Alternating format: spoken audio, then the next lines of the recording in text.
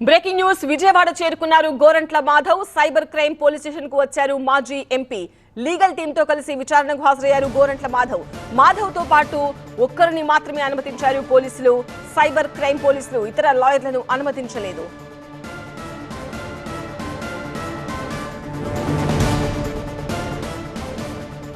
POCSO case బాధితుల వివరాలను బయటపెట్టినందుకు నమోదైన కేసులో విజయవాడ సైబర్ క్రైమ్ పోలీసులు ఎదుట విచారణకు హాజరయ్యారు హిందూపురం మాజీ ఎంపీ వైసీపీ రాష్ట్ర అధికార ప్రతినిధి గోరంట్ల మాధవ్. మనం దృశ్యాలు చూస్తున్నాము. అయితే గోరంట్ల మాధవ్ ను మాత్రమే లోపలికి అనుమతించారు పోలీసులు. ఆయనతో పాటు తెచ్చుకున్న అడ్వకేట్స్ టీమ్ ని కానీ ఇతరులను కానీ లోపలికి అనుమతించలేదు.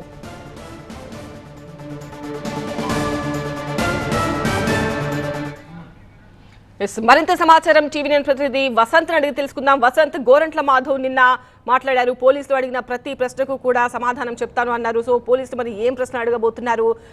గోరంట్ల మాధవ్ ఒక్కరిని అనుమతించినట్టుగా తెలుస్తోంది. విచారణ ఎంతసేపు ఉండబోతుంది?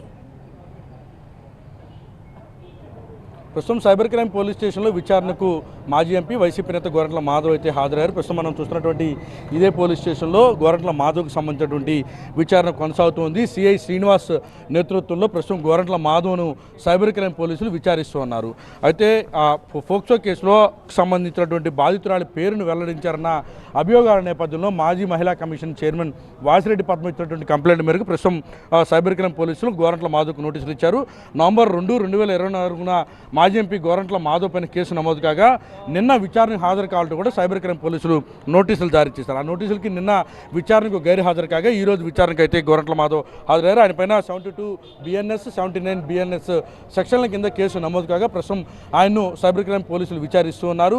అత్యాచార బాధితురాల పేర్లను కానీ వారి కుటుంబ సభ్యుల వివరాలను కానీ వెల్లడించకూడదని తెలిసినప్పటికీ కూడా గోరంట్ల మాధవ్ వారి పేరుని వెల్లడించారనేది ప్రధానంగా మాధవ్ పైన ఉన్నటువంటి అభియోగాలు. ఈ నేపథ్యంలో ప్రస్తుతం ఆయన పైన కేసు నమోదు చేసి ప్రస్తుతం నోటీసులు ఇవ్వడంతో ప్రస్తుతం ఆయన విచారణకు అయితే హాజరయ్యారు. సిఐ శ్రీనివాస్ ప్రస్తుతం గోరంట్ల మాధవ్ను విచారిస్తున్నారు. ఆయన నుంచి వివరాలను రాబట్టే పనులు అయితే ఉన్నారు. ప్రధానంగా తెలిసి పేర్లను వెల్లడించారా, తెలియకుండా పేర్లను వెల్లడించారా? ప్రధానంగా పేర్లను వెల్లడించకూడదు అనేటువంటి అంశం చాలా స్పష్టంగా అనేక చట్టాలు చెప్తూ ఉన్నాయి. అయినప్పటికీ కూడా పేర్లను ఎలా వెల్లడించారనేది ప్రధానంగా ఇటు గోరంట్ల మాధవ్ పైన ఉన్నటువంటి ఆరోపణలు. ఈ నేపథ్యంలో ప్రస్తుతం ఆయన నోటీసులు జారీ చేశారు కాబట్టి ఆయన విచారణకు అయితే హాజరయ్యారు. ప్రస్తుతం విచారణ అయితే కొనసాగుతోంది.